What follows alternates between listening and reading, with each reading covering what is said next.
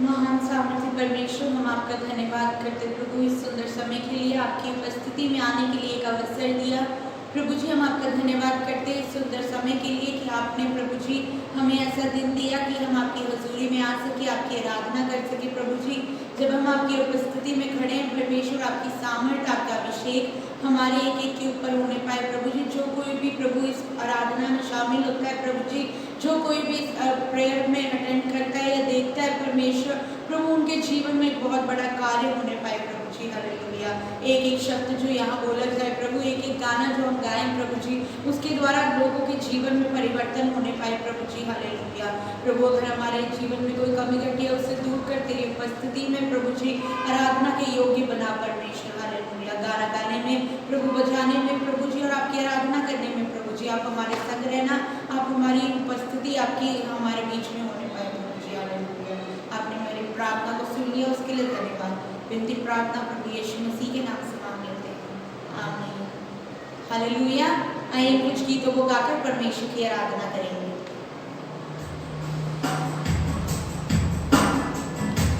अपने आप को परमेश्वर की उपस्थिति में समर्पण करें और परमेश्वर की इस आराधना में लीन होने के लिए अपने आप को सौंप दें।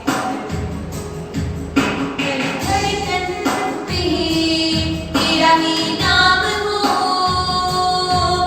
हर सांस की,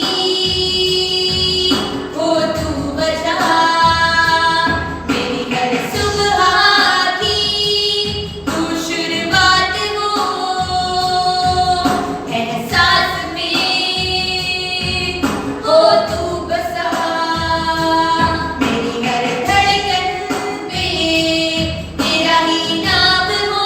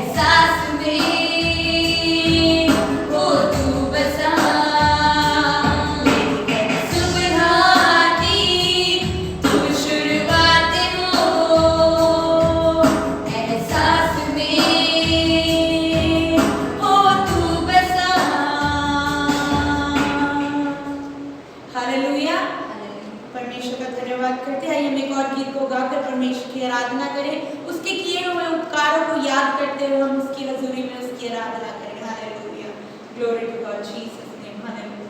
ताली बजाते हुए हम परमेश्वर की उपस्थिति में आराधना करें। Glory to God, glory to God, Jesus name, hallelujah. Oh आमीन, glory to God, Jesus name. जीवन मिलिया मिलिया आशीष ठहरी ठहरी बरकत आई है खुदा। जीवन मिलिया मिलिया आशीष ठहरी ठहरी बरकत आई है खुदा। ओ बंधन टूट गए गम भी मुक गए अथरू सुख गए है खुदा।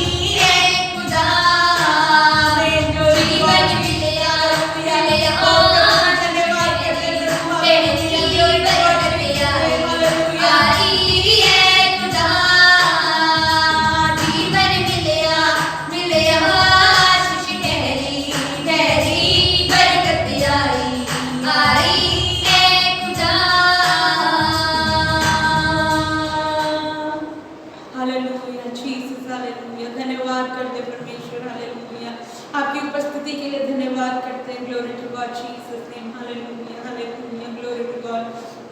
ओ हालेलुया हालेलुया। आइए हम सब मिलकर आराधना करें, ताली बजाते हुए अगले गीत में हम परमेश्वर की आराधना करें, उसकी महिमा करें। Hallelujah hallelujah hallelujah. Oh Jesus.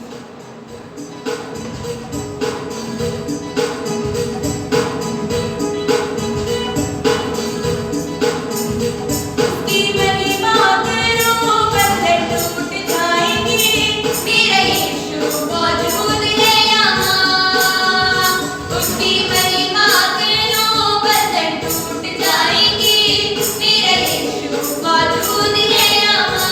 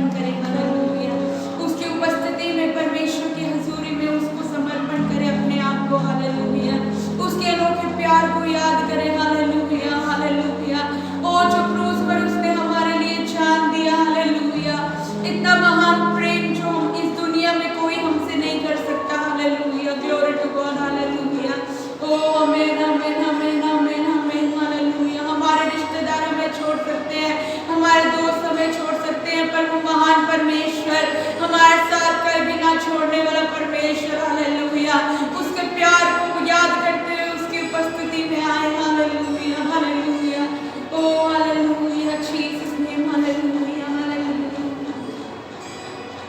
कैसा तेरा प्यार है, कैसी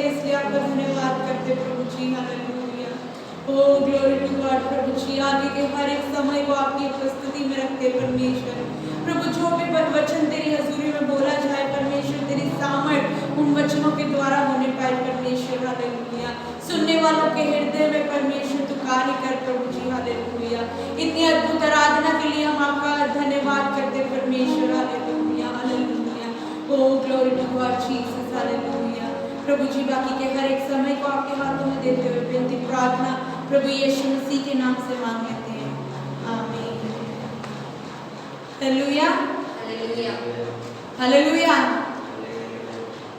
परमेश्वर का धन्यवाद देते हैं कि परमेश्वर ने आज का दिन हमें दिया, हमें जीवित रखा कि हम परमेश्वर की उपस्थिति में आज हम खड़े हैं। आइए हम बाइबल से एक भाग को पढ़ेंगे, भजन संहिता हम पढ़ेंगे। सब अपने बाइबल को लें, भजन संहिता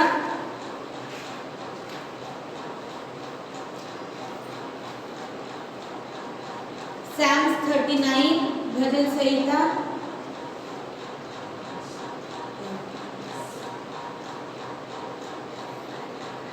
पहला वचन मैं पढ़ूंगी, दूसरा वचन आप पढ़ेंगे, इसी तरह हम एक एक वचन पढ़ेंगे। भजन संहिता 39।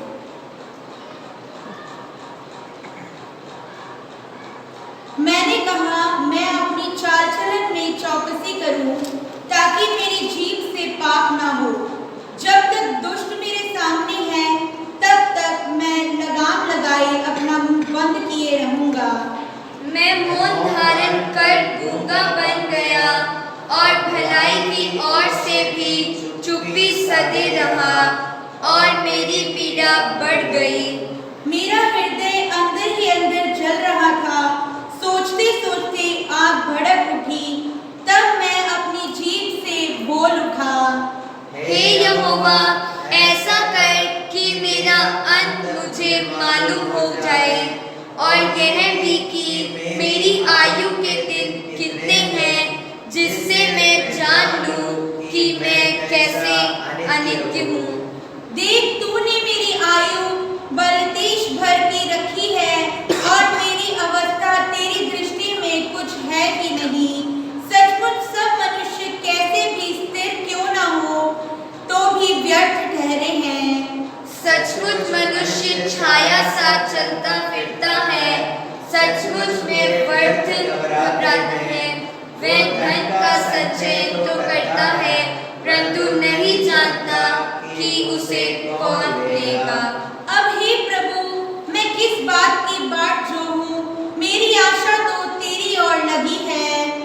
मुझे मेरे सब अपराधों के बंधन से छुड़ा ले, मूढ़ मेरी निंदा ना करने पाए।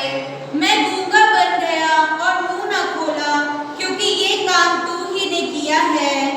तूने जो विपत्ति मुझ पर डाली है उसे मुझसे दूर कर दे, क्योंकि मैं तो तेरे हाथ की मार से भस्म हुआ जाता हूँ। जब तुम मनुष्य को अधर्म के कारण डांट डपट कर ताड़ना देता है, तब तू उसकी सुंदरता को पतंगे और समान नष्ट करता है। सचमुच सब मनुष्य व्यर्थ विमान करते हैं। हे यहोवा, मेरी प्रार्थना सुन और मेरी दुहाई पर कान लगा। मेरा रोना सुनकर शांत ना रहे, क्योंकि मैं तेरे संग एक परदेशी यात्रा के समान रहता हूँ और अपने सब पुरखाओं के समान परदेशी हूँ। आइए आखिरी वचन इकट्ठे पढ़ेंगे। आप इससे पहले कि मैं यहाँ से चला जाऊँ और ना रह जाऊँ, मुझे बचा ले, जिससे मैं वचन के द्वारा हम सबको आशीष दे। हम सब अपने स्थान में बैठ सकते हैं। सबको जय मसीह की। आज की इस आराधना में आप सबका स्वागत करते हैं। सबसे पहले हम परमेश्वर का स्वागत करते हैं कि उसने हमारे बीच में आकर परमेश्वर की उपस्थिति हमारे बीच में थी, हमारी आराधना के बीच में थी, इसलिए हम परमेश्वर का धन्यवाद देते हैं और आप सबका स्वागत करते हैं कि इस आराधना के बीच में परमेश्वर ने, मैं विश्वास करती हूँ कि परमेश्वर ने आपके जीवनों में कार्य किया है और आगे के हर एक बात को हम परमेश्वर की उपस्थिति में रखते हैं। हालेलुया, हालेलुया, आमीन, हालेलुया। आइए इस समय भेंट और दशमांश का समय है। हम एक गीत को गाकर परमेश्वर की उपस्थिति में भेंट और दशमांश देंगे। उससे पहले हम कुछ विषयों के लिए, अपने देश के लिए प्रार्थना करेंगे और इसी के साथ भेंट और दशमांश के लिए प्रार्थना करते हुए हम भेंट और दशमांश की ओर जाएंगे। सबसे पहले जब हम अपने देश के लिए प्रार्थना करते हैं तो हम याद रखें जो इस महामारी जो फैली हुई है, परमेश्वर ने बहुत हद तक हमारी प्रार्थनाओं को सुना है।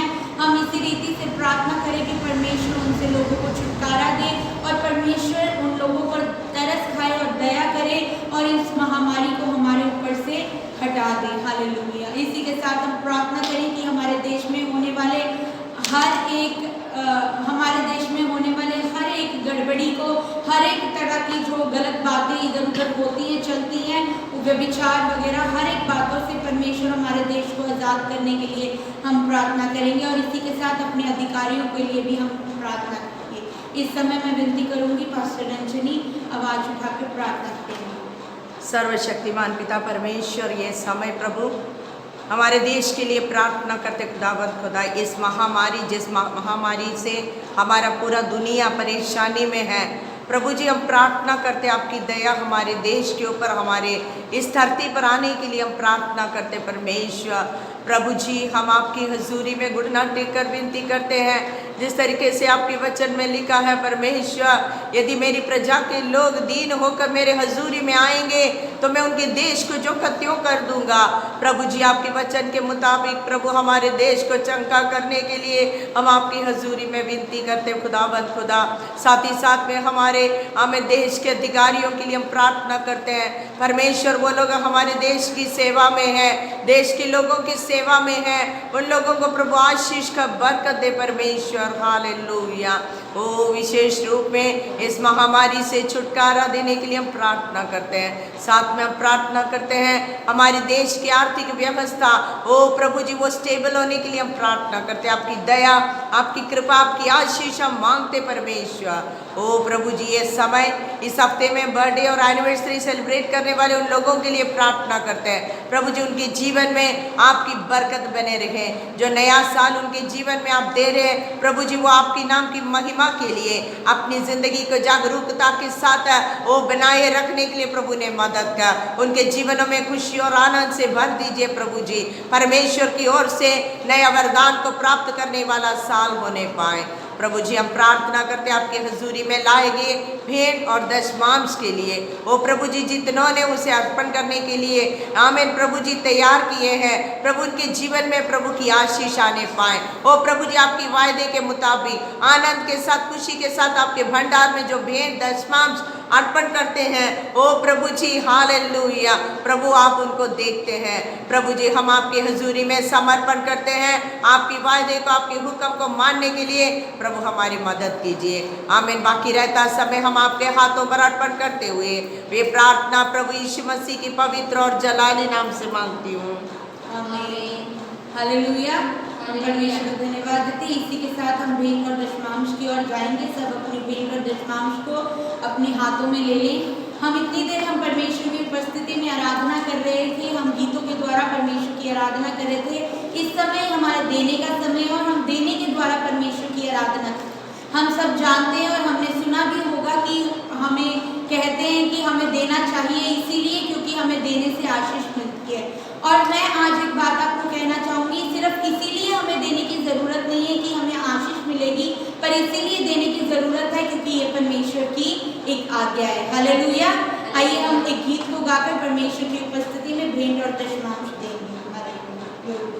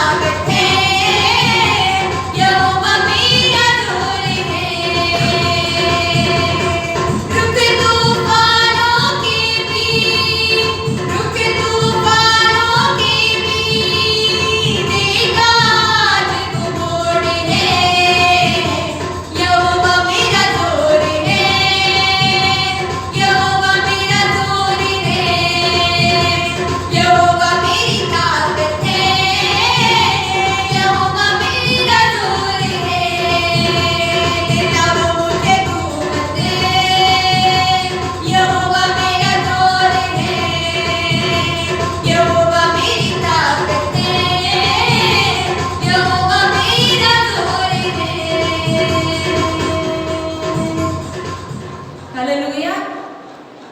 हालेलुया। आइए इस समय प्रचार की ओर जाएंगे। हम परमेश्वर के वचन से सुनने का समय है। मैं विनती करूंगी इस कलीसिया के पासवान आगे आएंगे, हम ताली बजाते हुए उनका स्वागत करेंगे। सब ताली बजाएं। सबको जय मसीह की। ये सुबह समय एक बार फिर परमेश्वर की आराधना में शामिल होने के लिए प्रभु ने हमें मदद किया। बीते हुए दिनों में प्रभु हमारे लिए भला था। एक हफ्ते प्रभु ने हमें सुरक्षा किया। मैं विश्वास करता हूँ आप सब लोग प्रभु में आमीन भले चंगे हैं। दुनिया भर में समस्या परेशानियाँ हैं, लेकिन हमारा परमेश्वर जीवित होने के कारण हम भी जीवित हैं। उसी में हम चलते फिरते हैं। उसी ने हमें आमीन सुरक्षा किया।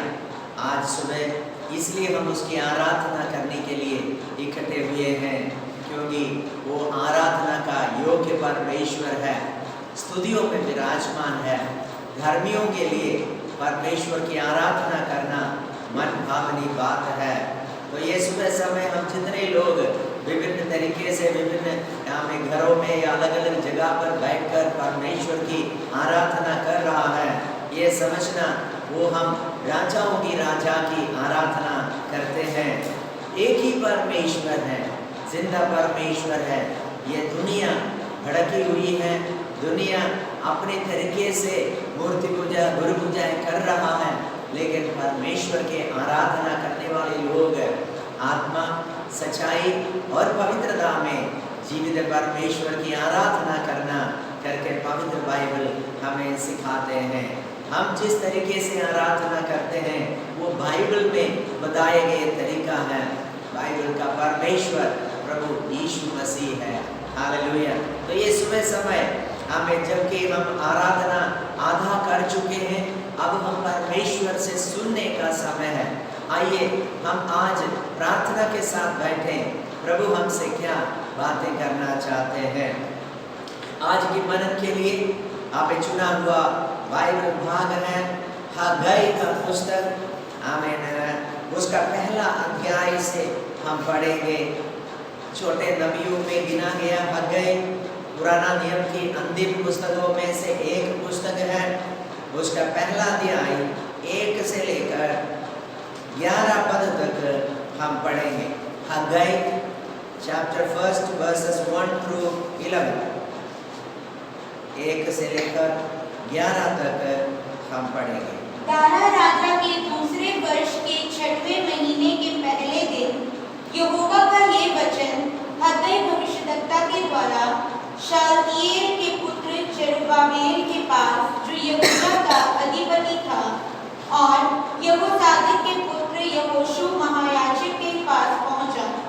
सेनाओं का यहोवा यूं कहता है, ये लोग कहते हैं कि यहोवा का भवन बनाने का समय नहीं आया है।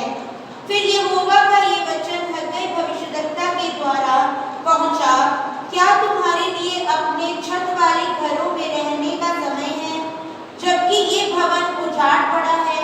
इसलिए अब सेनाओं का यहोवा यूं कहता है, अपनी अपनी चाल चलन पर ध्यान करो।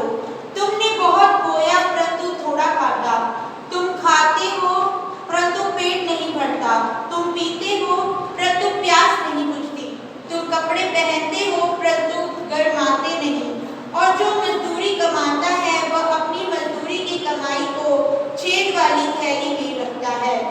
सेनाओं का यहोवा तुमसे यूं कहता है, अपने अपने चाल चलन पर सोचो, पहाड़ पर चढ़ जाओ और लकड़ी ले आओ और इस भवन को बनाओ, और मैं उसको देखकर प्रसन्न होऊंगा और मेरी महिमा होगी।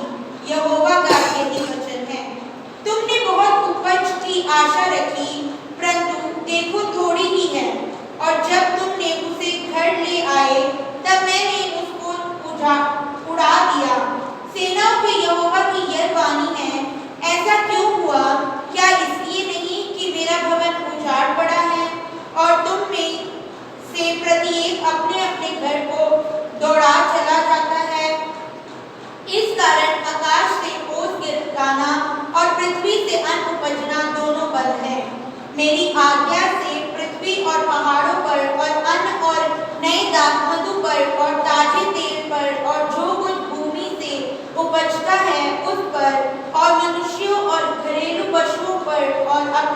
शराब की सारी कमाई पर भी अकाल पड़ा है।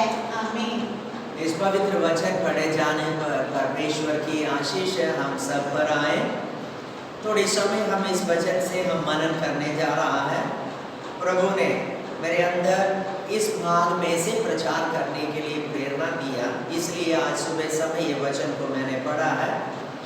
इसका बैकग्राउंड हम जब देखते हैं, पृष्ठभूमि के बारे में जब हम पढ़ते हैं, ये पता चलता है इस्राएली लोग उनके पाप के कारण इस्राएल देश यानी यरूशलेम और यरूशलेम का मंदिर सब शत्रुओं के द्वारा सत्यानाश किया गया, लोग मारा गया। कुछ लोग बच गए थे जिन्हें बाकी लोग कैदी बना के ले गया, और लोग बाबुल में या बाबिलोन में कैदी बनकर काफी साल रह रहे थे।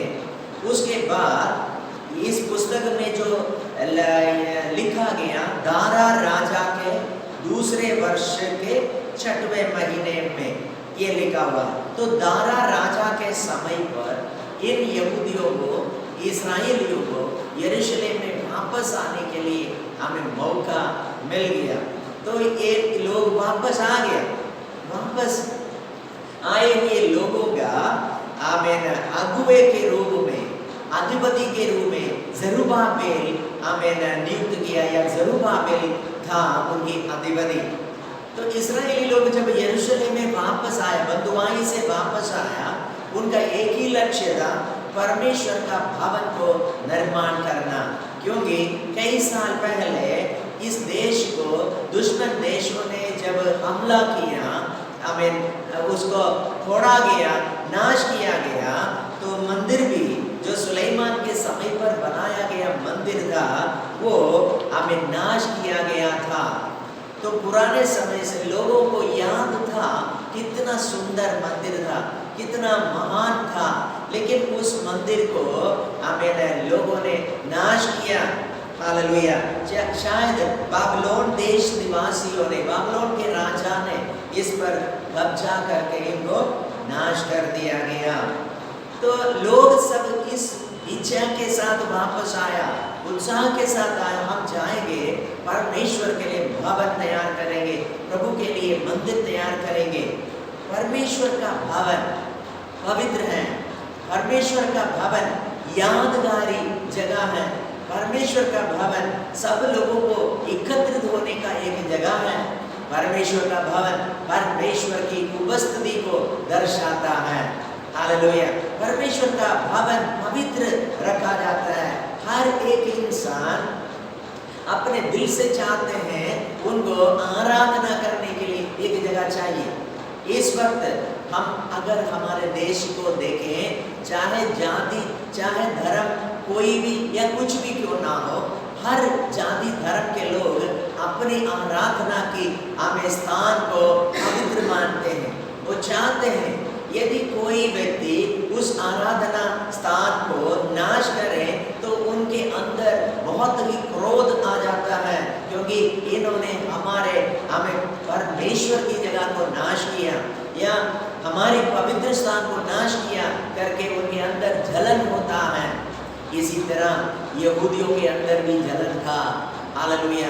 परमेश्वर का भवन लोगों ने नाश किया, इसमें उनके अंदर बहुत ही दर्द था, उदासी था, दुख था। जब ये मौका मिला लोगों को वापस आकर यरूशलेम में रहने के लिए, लोग बड़े उत्साह के साथ मंदिर बनाना शुरू किया, लेकिन आसपास रहने वाले चारों तरफ के लोग उसका विरोध भी करने लगा, मजाक उठाने लगा। विरोध, भारी विरोध आने के कारण उनको बीच में शायद ये काम छोड़ना पड़ा। इस समय पर यीशु मसीह से करीब 520 वर्ष पहले की ये घटना है।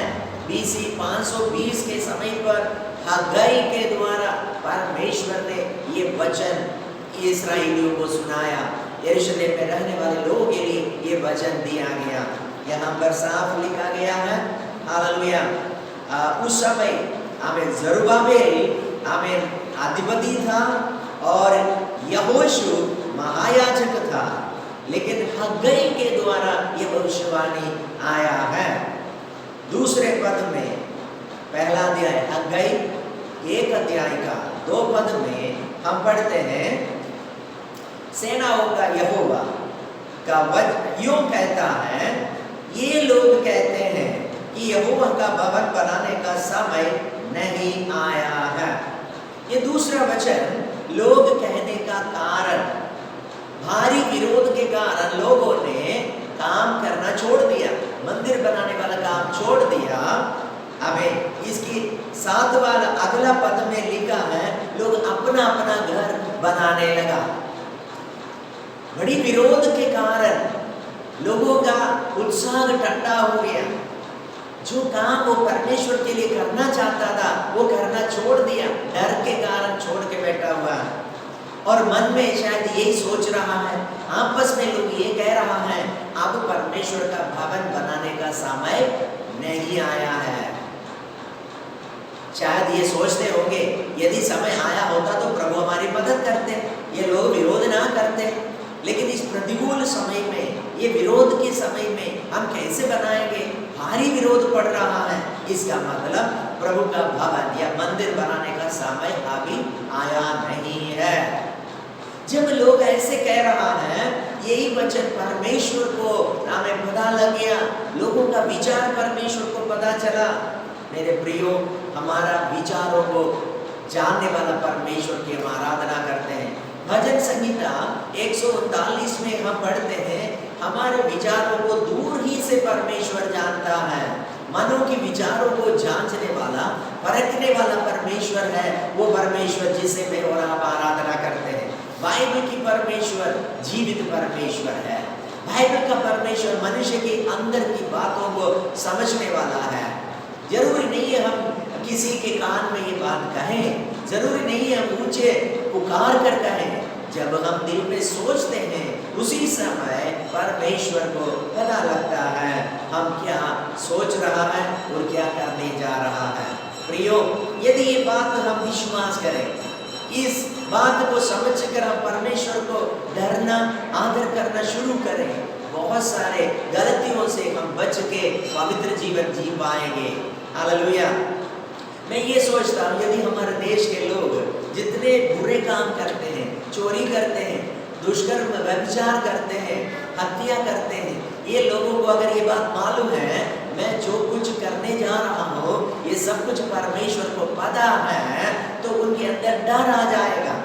हालेलुया। जो मैं विचार करता हूँ गुप्त में, जो मैं रहस्य में योजना बनाता हूँ गलत काम के लिए, ये सब कुछ मेरे परमेश्वर को मालूम है, वो सब कुछ देख रहा है। यदि ये बात हमारे भाई बहन समझेंगे, अगर विश्वास करेंगे, तो वो गलत काम करना छोड़ेगा। Hallelujah, hallelujah. तो इसका मतलब क्या है? सत्य जानने से ही हम बच जाते हैं। यीशु ने स्वयं कहा, तुम सच्चाई को जानोगे, सच्चाई तुम्हें स्वतंत्र करेगा। ये बात बिल्कुल सच है। आज ये सब गड़बड़ियाँ हमारे देश में इसलिए हो रहा है क्योंकि मनुष्य सत्य को नहीं जानता है। मनुष्य को ये नहीं पता है, हालेलुया, जो ये तुम करने जा रहा है वो सब कुछ भगवान या परमेश्वर देख रहा है। हमारे देश में आतंकी हमला होता है, कई बार लोग बॉम्ब बना के रखते हैं, बैंक की चोरी होता है, किसी की हत्या होता है। ये सब कई समय पहले इन्होंने योजना बनाना शुरू किया। कितने लोग उसमें शामिल हैं, लेकिन सरकार को नहीं पता, पुलिस कर्मियों को नहीं पता, सिपाहियों को नहीं पता, सुरक्षा दल को बलों को नहीं पता। अंत में वो लोग काम कर डालते हैं, जिसके द्वारा नुकसान हो जाता है, देश में गड़बड़ी हो जाता है, बर्बाद हो जाता है। यदि ऐसा गलत काम करने वाले लोग इस सत्य को जाने, मेरे विचारों को परमेश्वर जानता है, अब वो देख रहा है, मुझे एक दिन उसको जवाब देना पड़ेगा, मुझे एक दिन उसके सिंहासन के सामने खड़ा होना पड़ेगा। अगर वो डर मनुष्य के अंदर आ जाए, मनुष्य बुरा काम करना छोड़ेगा, उस परमेश्वर को डरना शुरू करेगा। हालेलुया। क्रिश्चियन लोग या बाइबल को मानने वाले लोग इसलिए गलत काम नहीं कर रहे क्योंकि ये सच्चाई वो लोग जानते हैं। यीशु मसीह ही सत्य है, यीशु मसीह जीवन है। हालेलुया। यहाँ पर जब लोग कहने लगा अब परमेश्वर का मंदिर या भवन बनाने का समय नहीं आया है, तब परमेश्वर भविष्यद्वक्ता के द्वारा ये संदेश दे रहा है। हालेलुया।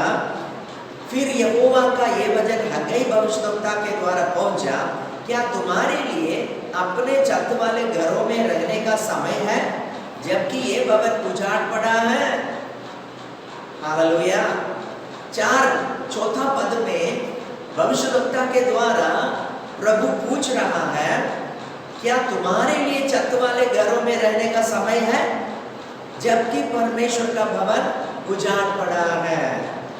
हालेलुया। हाँ, विरोध हो रहा है, या परेशानियां हैं, समस्या है, संकट का काल है।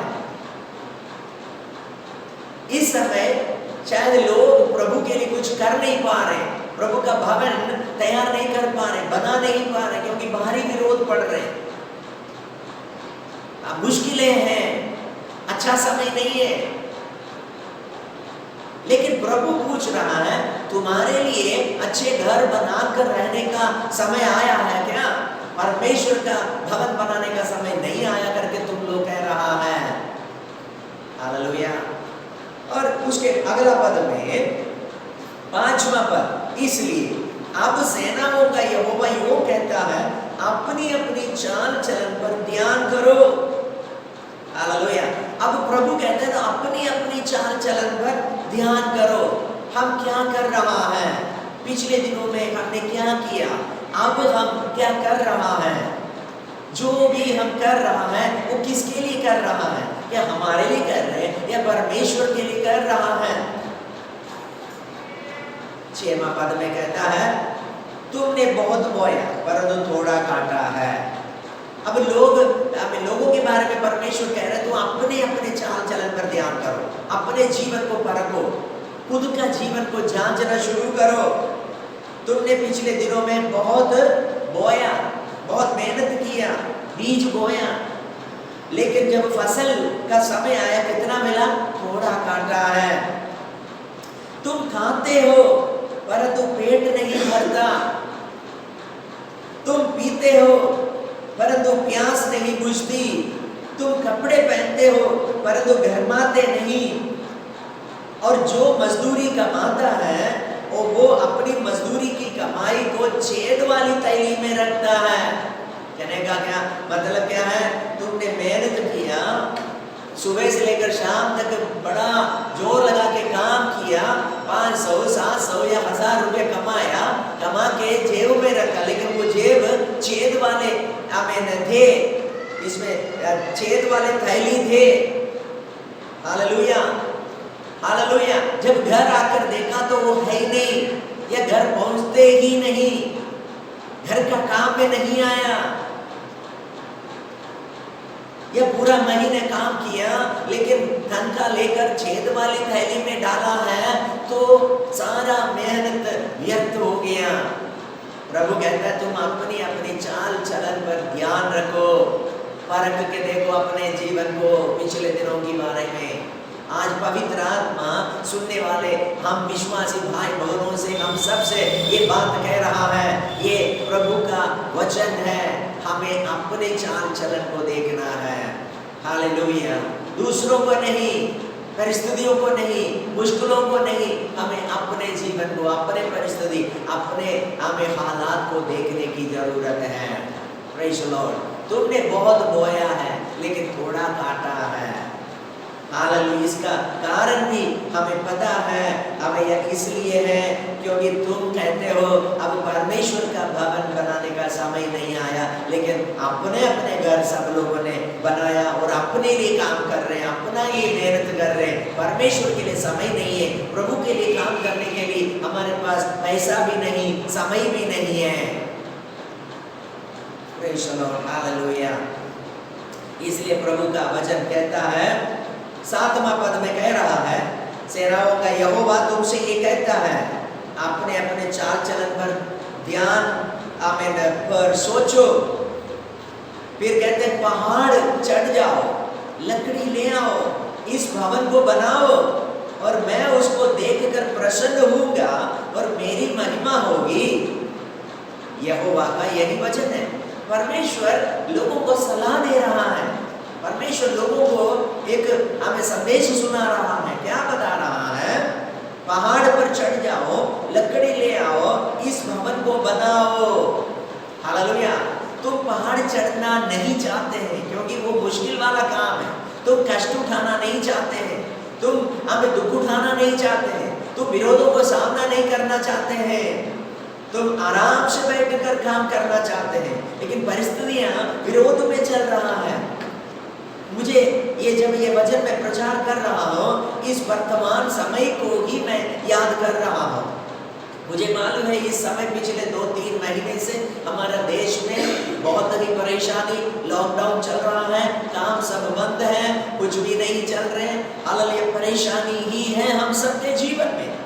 शायद ऐसी एक समय पर ही है, अगई भी उन दिनों में अपने लोगों से बात कर रहा है क्योंकि लोग थके हुए हैं परिस्थितियों के कारण, विरोधों के कारण, अच्छा हमें अनुकूल समय ना होने के कारण लोग परमेश्वर के काम करना छोड़कर अपना अपना काम में लगे हुए हैं।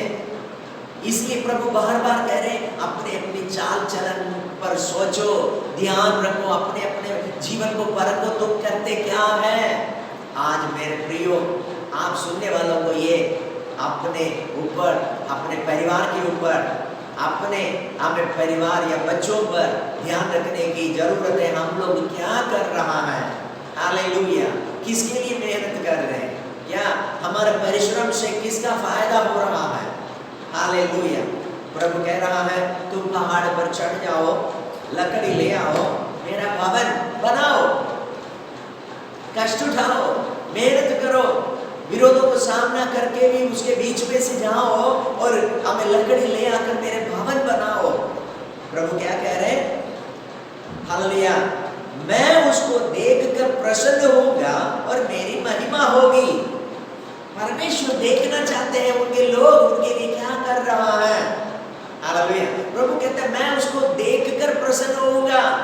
जब मैं देखूंगा तुम मेरे लिए परिश्रम कर रहे हैं, मेरे लिए समय खर्च कर रहे हैं, मेरे लिए अपना पैसा दे रहा है, हालेलुया, मेरे भवन का निर्माण के लिए, मेरे राज्य के लिए तुम मेहनत कर रहे हैं, ये देखकर मैं प्रसन्न होऊंगा। हालेलुया। देखो कैसा परमेश्वर है वो। यदि कोई व्यक्ति इस धरती पर चाहे हमें सबके सामने प्रकट रूप से करे, चाहे रहस्य में करे, यदि कोई भी व्यक्ति परमेश्वर के लिए कुछ करता है तो उसको देखकर प्रसन्न होने वाला परमेश्वर है वो परमेश्वर। यदि पिछले दिनों में आपने गुप्त में भी कुछ किया हो परमेश्वर के लिए, प्रभु के भवन के लिए, प्रभु के लोगों के लिए, उसको देखकर प्रसन्न होने वाला परमेश्वर को हम सेवा करते हैं और आराधना करते हैं। यहाँ पर वो कह रहा है तुम हमें पहाड़ चढ़कर लकड़ी ले आकर मेरे भवन बनाओ। आसानी से तुम्हें ये काम नहीं होगा, दूर जाना पड़ेगा, शायद पहाड़ तक जाना पड़ेगा। पहाड़ तक जाने के मतलब क्या है? दुख उठाने के लिए या परिश्रम करने के लिए बता रहा है, मेहनत करने के लिए बता रहा है। हालेलुया। Praise the Lord. यदि हम मेहनत करें परमेश्वर के लिए, यदि हम प्रभु के लिए काम करें, यदि हम प्रभु के लिए कुछ दें, तो परमेश्वर उसको देखकर प्रसन्न होगा और उसके द्वारा प्रभु की महिमा होगा करके वचन हमें कह रहा है। लिखा है तब मेरी महिमा होगी। Praise the Lord. Hallelujah. Glory to God. जब मेरी महिमा होगी तुम्हें भी आशीष मिलेगा, तुम्हारे घर में बरकत होगा। Praise the Lord. देखिए हमारा इस दुनिया का जिंदगी से एक ही मकसद है, परमेश्वर को प्रसन्न करना है। आज सुबह समय इस वचन बोलते हुए समय मैं उस विषय पर जोर देना चाहता हूँ, हम कैसे परमेश्वर को प्रसन्न कर सकता है। दुनिया भर में लोग परमेश्वर को प्रसन्न करने की कोशिश कर रहा है। हर जाति के लोग, हर धर्म के लोग परमेश्वर को प्रसन्न करने के लिए ही काम करता है। यदि कोई मंदिर जाता है, वहाँ पर कोई चढ़ावा देता है या कुछ प्रसाद चढ़ाता है या भेंट डालता है, वो यही सोच कर करता है मैं भगवान को खुश करने के लिए कर रहा हूँ। हालेलुया।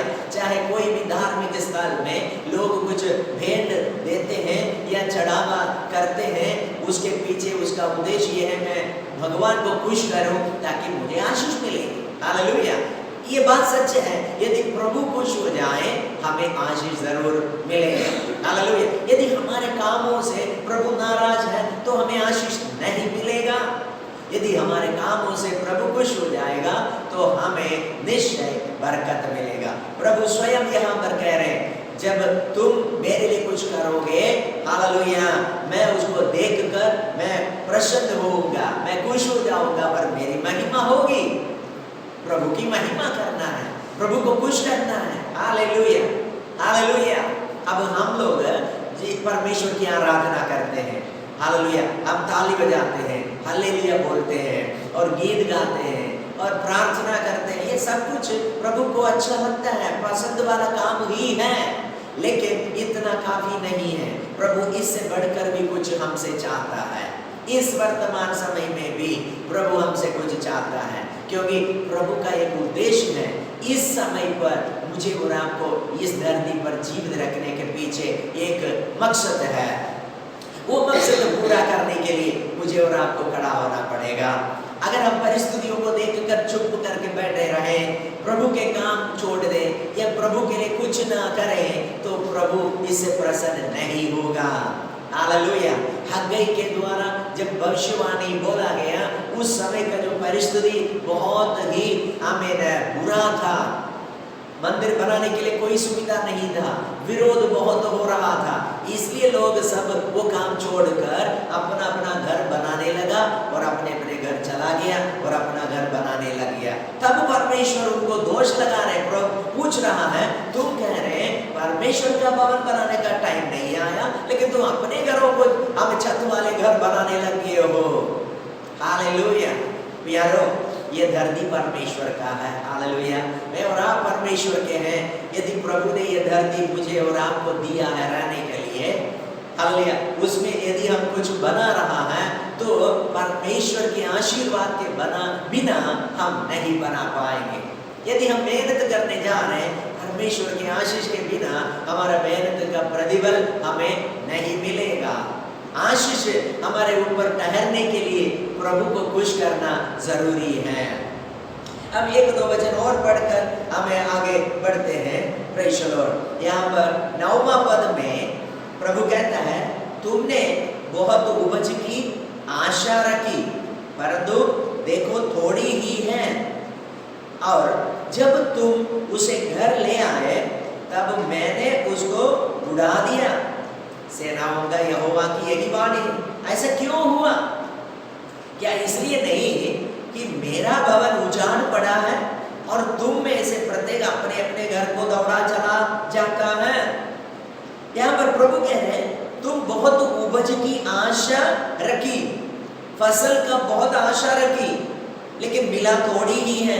लेकिन जो मिला वो भी घर लेकर आया, उसको प्रभु कहता है मैंने उसको उड़ा दिया, हवा में उड़ गई वो। इसका मतलब हमारे काम में नहीं आया। इतना मेहनत करने के बाद उसका प्रतिफल थोड़ा मिला, जो मिला वो भी हवा में उड़ गई। प्रभु कहता है इसका कारण इसलिए है, मेरा भवन उजाड़ पड़ा है और तुम में से प्रत्येक अपने अपने घर को दौड़ा चला जाता है। इसका मतलब प्रभु कह रहे हैं, पहले देखो मत्ती 6:33 में वचन में हम पढ़ते हैं, पहले उसके राज्य और धर्म की खोज करो, ये सारी वस्तुएं तुम्हें मिल जाएगा। तो परमेश्वर की राज्य और हालेलुया हमें खोजने की बजाय मनुष्य अपने अपने घर को बनाने चला गया।